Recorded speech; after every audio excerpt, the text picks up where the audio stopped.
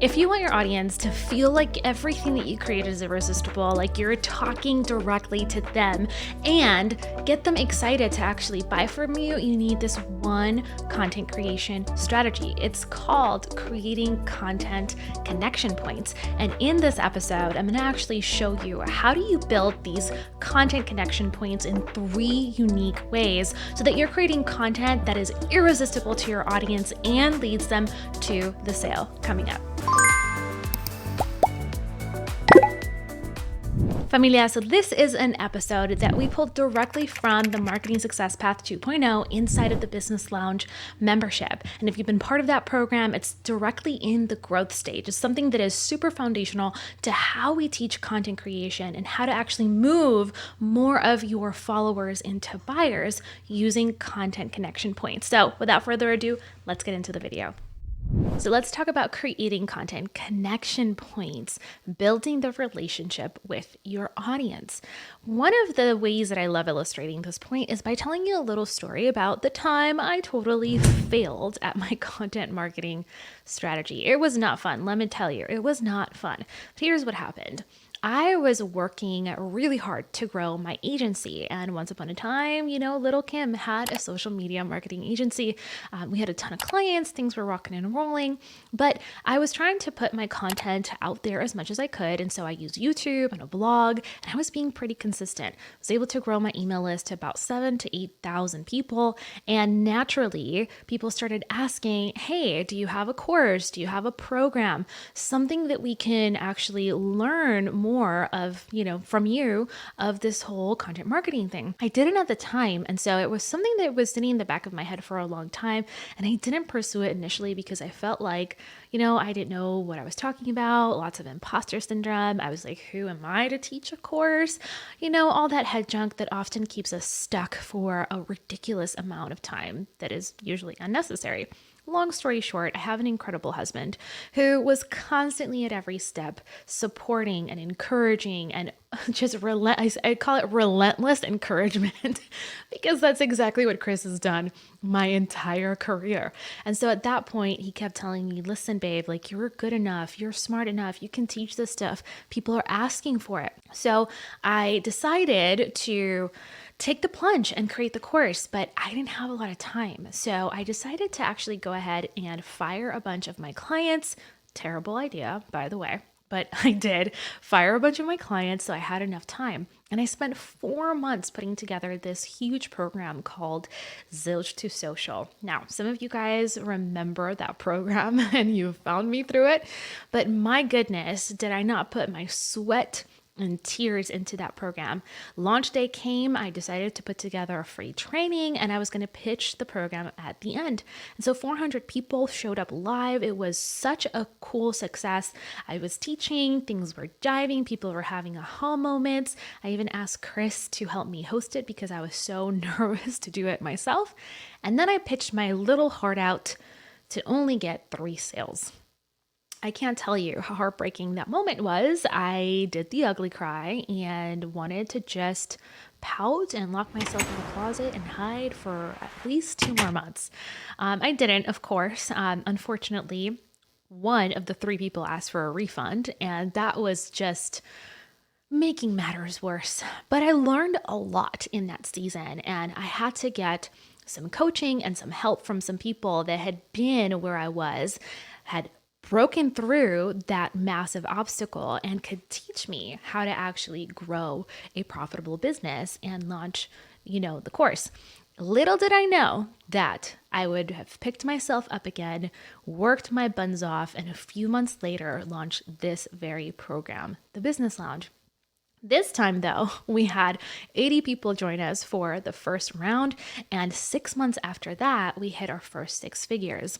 About 12 months after that, we hit our first $500,000. And then about a year and a half after that, we hit our first $1 million year. So I had no idea that actually getting back up, trying again, figuring out what I needed to figure out, would make such a massive difference. And that's why I'm such a proponent, guys. If you fail, if things are not working, if you have tried things in the past, if you have been in a place of discouragement, if you have put something out in the world that people asked you for and then no one bought, do not be discouraged. In fact, a lot of times we learn more from our failures than we do our successes. That was the case for me. And you never know when you can actually be at that place of breakthrough where if you just try one more thing, tweak something in your strategy, change your messaging, show up consistently, talk to people in a different way, how that can absolutely explode your business. We have seen that time and time again in the Business Lounge and in our own businesses. I can tell you so many other similar stories that I probably will in the podcast at some point about how we had the exact same thing happen in the moving company. And so we learned this really important thing, and that is relationships, relationships, relationships. People like to do business with people that they like, know, and trust. And those are 3 critical points that you need to learn how to infuse into your content marketing if you're going to actually be able to sell to the people that you are attracting. This is the one thing that most people miss out on. And I have seen influencers and massive, super celebrity entrepreneurs have this problem all the time where they build large audiences, but they have no connection with those audiences.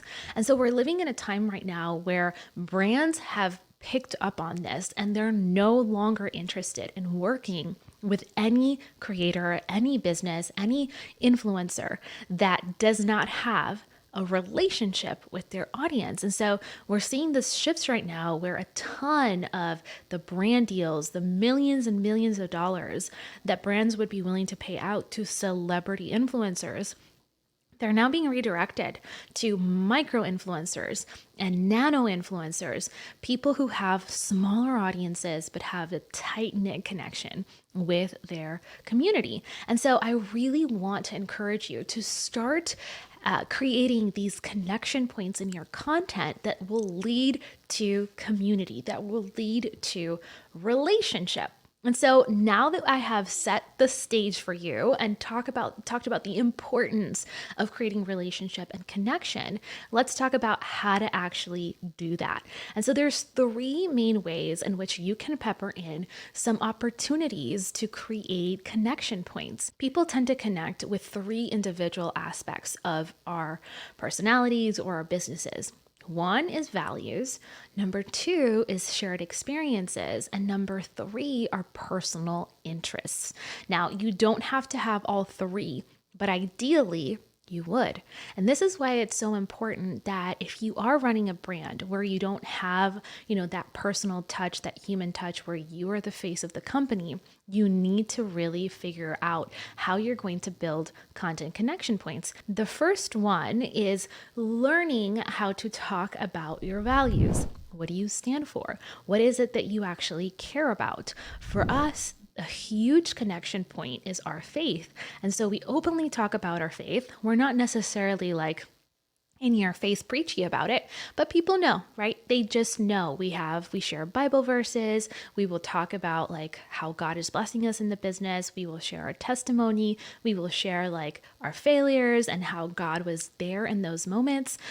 We will have Christian music playing at the beginning of our live events. And so little things like that, people resonate because we share our values. So maybe for you, it could be that you really care about a specific cause, or you really care about a specific, community. And so talking about that is really helpful. It creates, again, that content connection point where someone resonates with what you're sharing. Now you're more than just another business, another company. Now there is that personal connection with what you are actually sharing. Now, the second example of doing this is through shared experiences. And Chris always loves to talk about a really cool experience in the moving company that taught him about personal and shared experiences. And this is something he learned from his dad, who was a salesperson. So we were at a conference for a national student housing conference event. And so a bunch of the student housing manufacturers who were creating and developing all of these furniture pieces that we wanted to install and wanted to get hired to install were there. And so Chris could not talk to this one, and he can talk to everybody, but he could not get this one furniture manufacturer to actually talk to him. And it was the head of the company. And he kept approaching him and just kind of kept getting shut down. And so at the end of the conference, he decided to go back one more time. And he tells this story better than me. So he decided to go one more time. And he just started talking to the guy about something that he thought he might actually enjoy. And so he started asking him, like, what were his pastimes? And he started telling him, oh, I love skiing. And here's a picture of my family. We went on a ski trip, however long ago. And we had so much fun. And so Chris loved skiing as a kid. And so that was a cool shared experience for them. And he started talking to him about skiing, and they just hit it off. And, they had that moment of connection, and they just kept talking about, slopes and all the different, I don't know what they're called.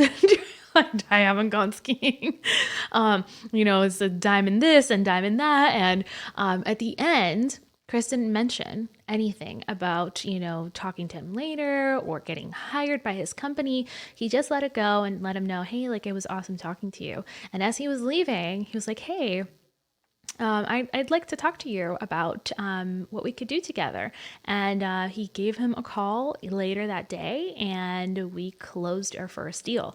So it's so powerful to have these content connection moments with your audience, and especially when you can't talk to them one-on-one. So what are some shared experiences that, other people might find helpful? Maybe you are a stay-at-home mom and you have the occasional, temper tantrum to deal with as you're on a Zoom call. Talking about what you go through as a mom, or talking about, how much you enjoy motherhood, how much you enjoy being a working mom or a stay-at-home mom. Those are shared experiences that your audience might also have. You could also have the shared experience of just enjoying a particular activity. Maybe you just really enjoy yoga, or you like, reading the Bible, or you love volunteering. Having some shared experiences, things that allow you to connect with people, is so important. I cannot tell you how many times people have wrote in and said, I bought from you, not just because I love what you do, but because you're a believer. Or I bought from you, not just because of, all the helpful information that you share, but because you understand what it is to speak a second language in a different country. So those shared experiences bring us together and help us feel seen, related, not related, but able to relate and also understood. The last one is a shared interest. And sometimes the shared experience and the shared interest is similar, right? We talked about snow skiing. And so maybe that's an interest or a hobby of yours, and that's a really cool connection point, but it doesn't have to be. So keep that in mind. Don't get in your head about it. And maybe you have some cool interests that you can also share. For example, I love tea. Everyone on our podcast knows that I love tea because I talk about tea. I usually have a nice steamy hot cup of tea when it's not the summer and it's 110 degrees in Texas, but I'll have a cup of tea and I will talk about what I'm drinking that day. And I can't tell you how many people send me tea. This like gourmet box of tea arrived last Christmas from one of our clients, and it was the most gorgeous gift ever. It was beautiful, but it's a known thing, right? So maybe you love coffee, or you love fashion, or you love crafting, or you really enjoy, playing tennis or basketball. I know for a fact that a lot of people have connection points with Chris because he talks about the fact that he likes wrestling, something that he doesn't always tell everyone. But he has a lot of connection points from people who feel the same way. And so you do not have to make this a centerpiece of your content, but you can have some opportunities where you talk about it. So maybe like you share the score of your favorite team on Instagram stories, or you talk about the fact that you are having, like me, your favorite beverage as you're about to jump on a Zoom call, or as you're about to talk to a client. Maybe you talk about your love of books and how much you love reading, and you share some recommendations of books that people can also read. How are you connecting with people right now? Is there something that you're sharing beyond your theme or main topic that allows them to see you as a real person and helps them connect with you? So your homework for this step is to list at least 3 connection points that you can be sharing in your content. They do not need to be in each category. They could all be in the shared experience bucket. They could all be in the interest bucket, or they can all be in the values bucket. But really decide, what are your 3 things that you're going to be peppering into your content when you have the opportunity to build that personality and that relationship into what you do. And hey, if you're wondering how you can work with us to take your content marketing or your business to the next level, here are 3 ways that you can get started. Number 1, make sure to download our Success Path. It's completely free, and it'll give you the 6 stages of online business success. From validating your business all the way through scale, we're going to give you a detailed overview of what particular strategies you need to be deploying, but also, just as importantly, what areas you should leave for the next stage, you should not be worrying about. Now, it's not a comprehensive list, but it definitely is going to get you started on the right track. Number 2, come over to Content Calendar System 2.0 and check it out. Not only is it our most popular product, it's going to give you everything that you need to know about content creation that's efficient and will save you a ridiculous amount of time from the lens of profitability, because we don't want to just create content for the sake of creating content. We want to do it for a purpose and we want to get results. Number 3, come join us inside the Business Lounge. It's our premier signature program where I teach my very best work around marketing in general. From developing your business idea to crafting amazing emails and blogs, podcasts and video, social media content, as well as designing funnels and creating webinars and selling via Facebook ads. All of that training is jam-packed inside the Business Lounge. Not just that, but you're also going to get monthly coaching calls with me and my co-pilot, Chris, where you get to ask us questions. We review your sales strategies and your sales funnels, and we give you feedback in real time. You're also going to have access to our private forum where you can connect with thousands of other online entrepreneurs who are just where you're at right now. And you're going to be able to feel that sense of community and get feedback from those people in real time as well. All the information will be linked in the description box below, and I will see you in the next episode. Un beso. Bye for now.